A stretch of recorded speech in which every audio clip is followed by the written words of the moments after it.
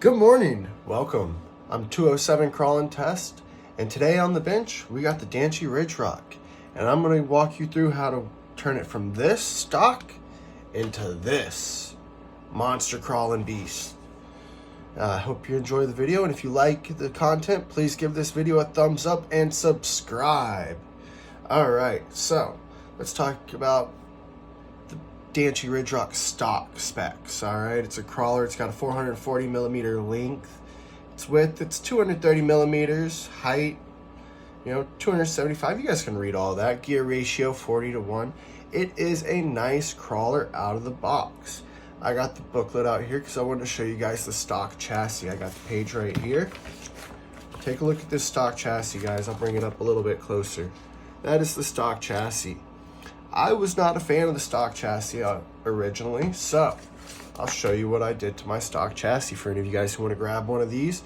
They are on sale right now, $112. You heard that correctly, $112 on sale on Cat Racing's website if you use their code. I suggest you do it. But this, my friends, is what I did to the stock chassis. A lot of you guys out there might want to do this to your own if you grab one of these. It's called the tummy tuck. It's where you cut off that bottom part where the ESC is, and you relocate your ESC either up to the front or the rear of the chassis.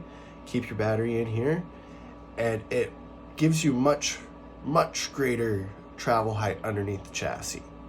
That was my first upgrade that I did to the Ridgerock. Alright, we'll put that back over there. Second upgrade I did, I got some shock keys to go along with that, because when you cut the chassis, you get body roll. It's something that happens, especially with an MOA. So, dropped it. So, as you guys can see, I had to cut the body. Did my own little custom paint job here, couple little custom decals and stuff. But you have to cut the body if you cut the chassis and go with the shock keys. Now, pretty sure you guys are all staring over here. Let's just get to the elephant in the room. We don't need this anymore then, do we? Out of here. All right. Mr. Elephant, let's bring this over here. This, my friends, is the Ridgerock, or what's left of the Ridgerock, I should say. Let's walk over the parts that are still there, shall we? Stock parts that I still have on here. I still have the stock axles, front and rear, stock motor, stock steering links. Gonna keep those. Still have the stock wishbone, and let's flip this over real quick. See if you guys can see up in there. Probably not. I'm still using the stock ESC 2-in-1 receiver combo. I haven't had any problems with it yet. Other than that, she's not stock anymore, is she? No. Let's talk about what we have on here so far. Chassis. I decided to buy the Endura roll cage chassis off of Amazon. It was $38.99. Came with everything I needed. Not the color I wanted, obviously, but we do what we do. And had to do a couple little modifications to it. Not too bad. It was real easy to go on. Let's talk about my second modifications. Staring you guys right in the eye back here. And up here on the front, you guys are probably looking at these weight mods like, what the hell did this guy do? Let's turn this around. What the hell did he do? He freaking put master locks on his servos. Yes, I did. I put a master lock on the front and I put a master lock on the rear. Why, you might be asking me. Well, this steel master lock right here weighs 8 ounces. That's half a pound over my axles. That one on the rear, that weighs 4 ounces. Quarter of a pound right on the axles. All right. Got a little headlamp up there. Ooh, blind you guys. For if I want to crawl at night. Let's talk about my next mod. Look up under here. Flip this over. Up underneath my axles, front and rear, I have installed an aluminum skid plate. I had to make my own. These are handmade. I made them from a couple plates of aluminum that I had kicking around, and they work great. I just epoxied those on, made sure not to cover up any of my holes or ventilation holes, screw holes, any of that. Also did not want to interfere with my steering links. The steering links out of the box are very, very flexible. Like, they aren't now, you can see. Mine are very stiff. But out of the box, they're super flexy. So what I did is I took a metal coat hanger and I cut it to size. 5-minute epoxy resin, that right in there, and zip tied, keep it on. You know, pretty simple. Up underneath my skid and underneath my chassis skid plate right here, I have 2 additional hand-poured 4 and 5 ounce lead weights, low profile lead weights for added weight. Now I'm going to talk to you guys about why I did all this weight modifications and why I have did. I didn't put any weight in the tires. I do not want to have any rotational force on these gears. The gears in here are plastic. There are no metal upgrades for these gears. So I want to keep all my weight as low as possible and centraled on my axles as much as possible. Yes, I put a little bit in the chassis, but that's just to keep it down. Other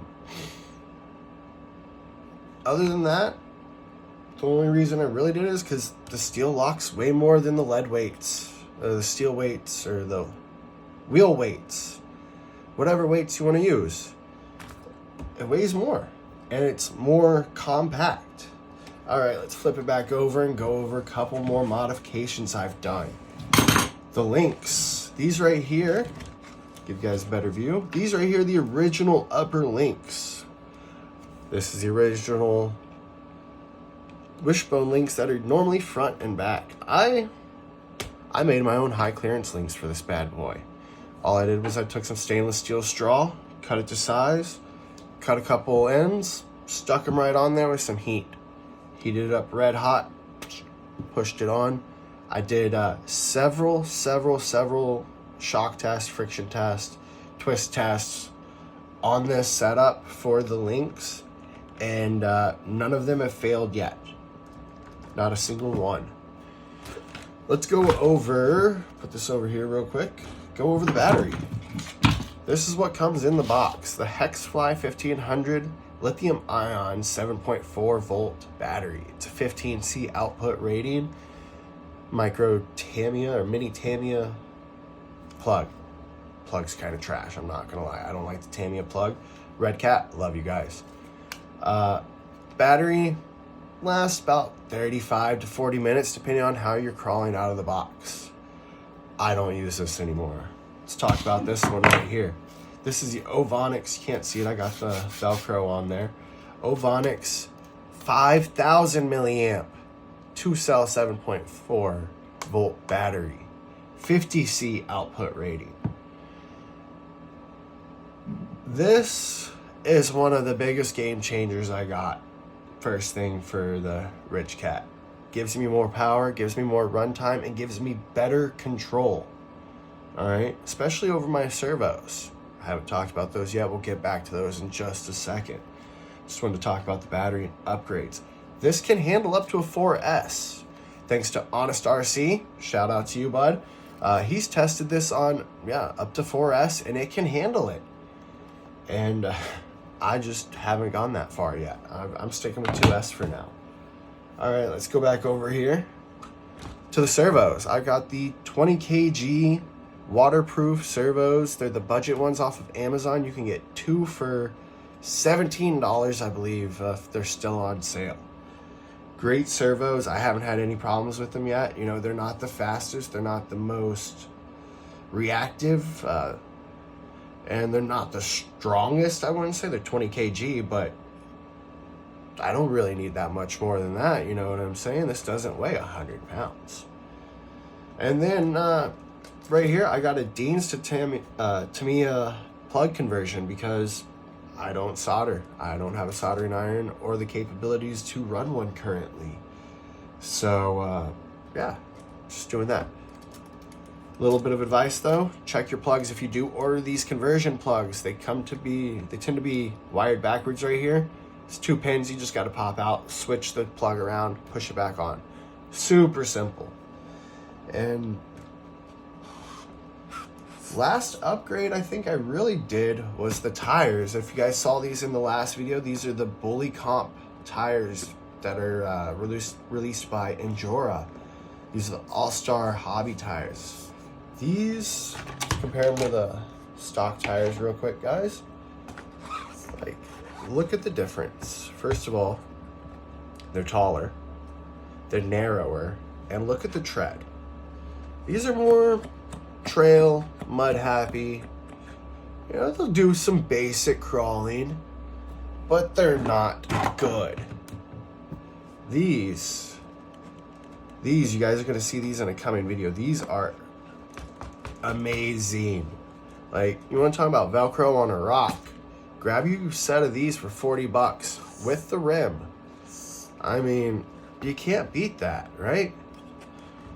All right, the last thing that comes out of the box is the controller. It's over here. It is a 4-channel, 2.4 gigahertz controller, and it comes with everything you need on it. It's got a mode, so you can go from front wheel steer, all wheel steer, crab steer, and rear steer. I didn't mention that. This thing has got 4-wheel steer out of the box. Impressive, right? And little upgrade I did here is I just mounted a larger wheel on the front just so I can one-hand steer and record at the same time. See? Boom, boom, real easy. Nice. Put that back over here. Now, let's talk about articulation. Everybody wants to know about articulation on crawlers and bouncers and stuff like this. Right?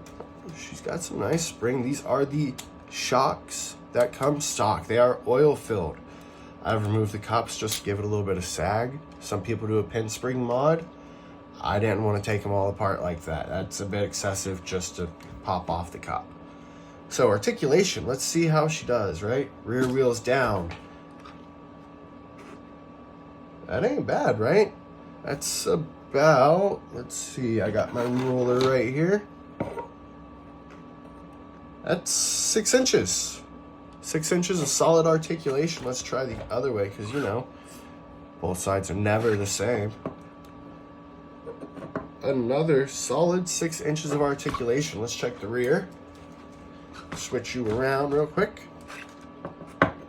More out of the rear. I've got closer to 6.5, 7 inches. Check the other side. About the same on this side too. So, out of the box, it has way more articulation. You can go damn near 90 out of the box with the stock chassis. I don't want that much articulation. I want to keep it a little bit stiffer because otherwise you'll get torque twist, and she is floppy. Nobody wants a floppy rig now, do we? No. Last little thing I did here was I did a 4-link up front. Switching it up to a 4-link up front definitely helped my articulation and gave me better travel. So, no. I have one last thing. This is the coolest upgrade. You guys have seen this the whole video. I haven't even said it. My tow hitch. You gotta have a tow hitch on here. Why not? I mean, it's kind of ridiculous. It's not like I'm really gonna be pulling any trailers or anything, but it's cool just because I like it. I hope you guys enjoyed this video. Please give me a big thumbs up and subscribe. If you have any questions, comments, or feedback, please leave that in the comments section. And big shout out to Red Cat Racing. I love this rig. I can't wait to get a Gen 8 Scout from you guys. That's gonna be my next rig. That, and I have another little something Heinz catch-up rig in the works. That's all I'm gonna say about that. Jamie, you know what I'm talking about.